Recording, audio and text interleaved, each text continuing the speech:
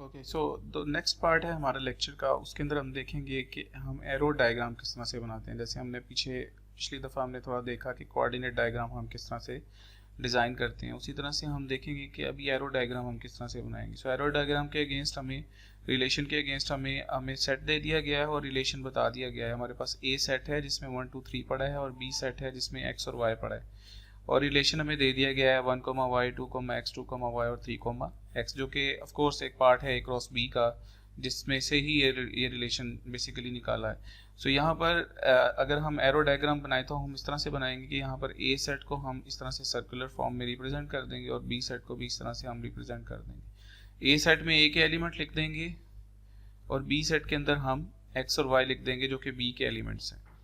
और यहाँ पर आप देखें रिलेशन में 1 y पहला सेट का जो एलिमेंट है उसको हम रिप्रेजेंट करेंगे एक एरो की फॉर्म में 1 y। सो यहाँ पर एक एरो लगा देंगे 1 y के अगेंस्ट। इस तरह से 2 x है तो 2 x के अगेंस्ट एरो लगा देंगे। इस तरह से 2 y के अगेंस्ट भी एक एरो लग जाएगा और 3 x के अगेंस्ट भी एक एरो लग जाएगा। सो ये हम बेसिकली एरो डायग्राम के थ्रू एक रिलेशन को रिप्रेजेंट कर रहे हैं, राइट।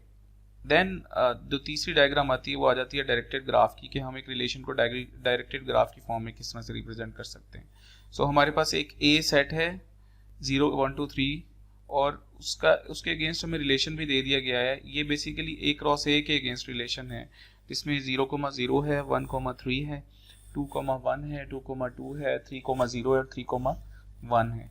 सो ये हमारे पास बाइनरी रिलेशन है ऑन ए, और उसके अगेंस्ट हमने ये डायरेक्टेड ग्राफ किस तरह से बनाया है। फॉर एग्जांपल 0 0 है तो हमने पहले तो सारे एलिमेंट्स लिख लिए हैं जो कि ए को रिप्रेजेंट कर रहे हैं। So we have 0 1 2 and 3। Now हमने रिलेशन में से एलिमेंट निकाले हैं। पहला एलिमेंट है 0 0, तो 0 के अगेंस्ट हमने एक लूप बना दिया जो कि 0 की तरफ ही जा रहा है।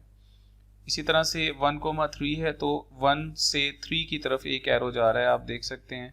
इसी तरह से 2 1 है तो 2 1 की तरफ एक एरो जा रहा है। 2 2 है तो 2 2 की ऊपर लूप लग गया है, इसको हम लूप कहते हैं बेसिकली डायरेक्टेड ग्राफ के अंदर। 3 0 है तो 3 0 के अगेंस्ट एक एरो लगा हुआ है।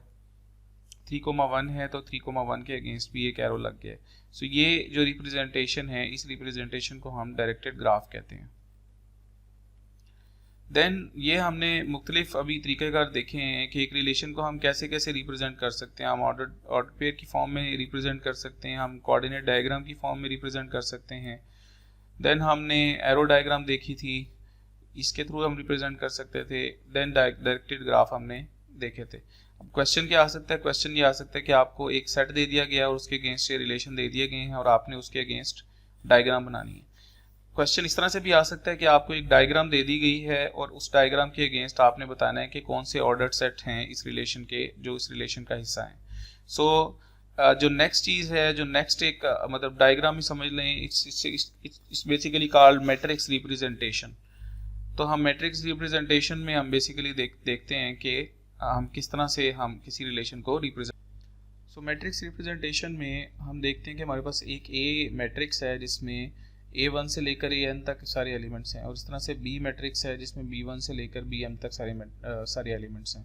सो हम देखते हैं कि रिलेशन को हम किस तरह से रिप्रेजेंट करते हैं कि अगर हमारे पास एक मैट्रिक्स है जिसमें I रिप्रेजेंट कर रहा है रो को और J रिप्रेजेंट कर रहा है किसी कॉलम को, और ये ओवरऑल एक एलिमेंट को उस रो और कॉलम पे पड़े हुए एलिमेंट को रिप्रेजेंट कर रहा है, तो हम कहते हैं कि ये एलिमेंट जो है ये मैट्रिक्स के अंदर 1 होगा अगर ये दोनों एलिमेंट्स जो से हैं ए और बी जो कि सेट ए में पड़े हैं और सेट बी में पड़े हैं, ये दोनों रिलेशन का हिस्सा होंगे। अदरवाइज यहाँ पे 0 लग जाएगा मैट्रिक्स के अंदर अगर ये दोनों एलिमेंट्स जो से हैं रिलेशन का हिस्सा नहीं होते। आइए देखते हैं इसकी थोड़ी सी एग्जांपल देखते हैं। यहाँ पर ए है हमारे पास जिसमें ए 1 2 3 एलिमेंट्स पड़ा हुआ है। इस तरह से बी है जिसमें एक्स और वाई पड़ा हुआ है और यहाँ पर एक रिलेशन है जिसमें 1 y है, 2 x है, 2 y है और 3 x है। सो हम पहले तो देखते हैं कि हम एक मैट्रिक्स की फॉर्म में इस रिलेशन को किस तरह से रिप्रेजेंट कर सकते हैं। सो मैट्रिक्स के अंदर सबसे पहले हमें देखना पड़ेगा कि यहाँ पे x में क्या क्या पॉसिबिलिटीज़ हैं। 1 है, 2 है और 3 है, राइट। सो हम रो के अंदर लिख देते हैं 1 2 और 3। इस तरह से कॉलम के अंदर हमारे पास क्या क्या रिप्रेजेंटेशन है, y है और यहाँ पर x पड़ा है और यहाँ पर भी y और यहाँ पर भी x है। डैट मीन्स एक्स और वाई की पॉसिबिलिटीज़ हैं जो कि हम कॉलम के अंदर लिख देंगे। सो यहाँ पर 1 कोमा वाई के अगेंस्ट हम 1 लगा देंगे, और 1 कोमा एक्स देखें गौर से, 1 कोमा एक्स इस रिलेशन का हिस्सा नहीं है, इसलिए ये 0 है, राइट। इस तरह से 2 कोमा एक्स, आप गौर से देखें 2 कोमा एक्स इस रिलेशन में पड़ा है, डैट मीन्स ये 1 है। इस तरह से 2 कोमा वाई भी पड़ा है, डैट मीन्स ये 1 है। इस तरह से 3 कोमा एक्स पड़ा है, ये भी 1 है, लेकिन 3 कोमा वाई नहीं पड़ा हुआ इस रिलेशन के अंदर कहीं पर, डैट मीन्स कि ये यहाँ पर 0 है। सो हम ये अगेन ये जो रिलेशन हमें दिया गया, हम इसके अगेंस्ट एक मैट्रिक्स भी बना सकते हैं, इसकी मैट्रिक्स रिप्रेजेंटेशन भी कर सकते हैं। ऐसा भी हो सकता है कि हमें मैट्रिक्स रिप्रेजेंटेशन दे दी जाए और डायरेक्टेड ग्राफ दे दिया जाए, या इस जो भी डायग्राम्स हैं वो प्रोवाइड कर दी जाए और हमें बताया जाए कि हमें पूछा जाए कि हमें सेट ऑफ ऑर्डर्ड पेयर्स निकाल के दो। सो यहाँ पर हम फॉर एग्जांपल ये मैट्रिक्स है जिसमें रो में हमारे पास 1 2 3 पड़ा है और कॉलम के अंदर भी 1 2 3 पड़ा है।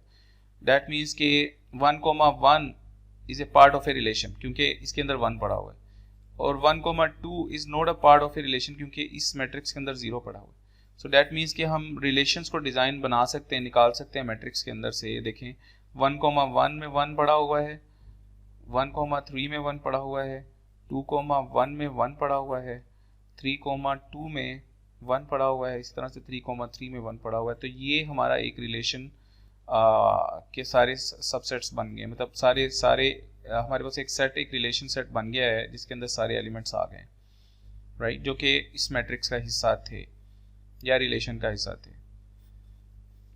इसी तरह से जब हमने ऑर्डर पेयर्स बना लिए हैं तो हम इन ऑर्डर पेयर्स के अगेंस्ट हम डायरेक्टेड ग्राफ भी बनाना चाहते हैं। तो डायरेक्टेड ग्राफ जब हमें रिलेशन मिल गया है तो हम उसके अगेंस्ट डायरेक्टेड ग्राफ भी डिज़ाइन कर सकते हैं। अगेन उसका तरीका वही होगा जो हमने पहले देखा है यहाँ पर, कि हमें रिलेशन दे दिया गया है, हमने उस रिलेशन के अगेंस्ट सबसे पहले जो पॉसिबिलिटीज़ हैं वो देख लेनी है। हमारी सारी जो पॉसिबिलिटीज़ हैं डैट इज़ 1 2 3, तो हम 1 2 3 को हम पहले लिख लेंगे। देन 1 कोमा 1 है तो 1 कोमा 1 के अगेंस्ट एक लूप लग गया है, 1 कोमा 3 है, 1 कोमा 3 के अगेंस्ट एरो चला गया है, 2 कोमा 1 के अगेंस्ट एरो चला गया है, 3 कोमा 2 के अगेंस्ट एरो एक बन जाएगा, इस तरह से 3 कोमा 3 के अगेंस्ट भी एक लूप लग जाएगा, राइट। सो ये आज के लेक्चर में हमने ये देखा है कि रिलेशंस क्या होते हैं, इन रिलेशंस को हम डिफरेंट डायग्राम की फॉर्म में किस तरह से रिप्रेजेंट कर सकते हैं, किस तरह से देख सकते हैं हम चीज़ों को, और किस तरह से ये क्वेश्चन जोन से हैं वो आपको आ सकते हैं।